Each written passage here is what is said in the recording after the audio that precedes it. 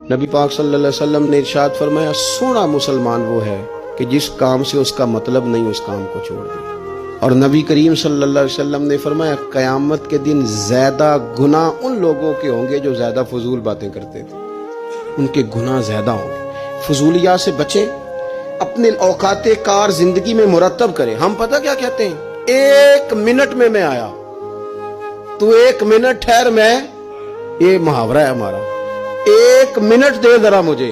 تو میں اکثر دوستوں سے کہتا ہوں کہ جو 1 منٹ ہے نا اسے کیوں ضائع کرتے ہو، کیوں کہتے ہو 1 منٹ ٹھہر، کیوں ٹھہرے بھائی؟ آپ کو پتا ہے منٹ میں کیا ہوتا ہے؟ 1 منٹ میں 6 دفعہ سورۃ اخلاص پڑھی جا سکتی ہے اور 2 قرآن پاک پڑھنے کا ثواب ہے۔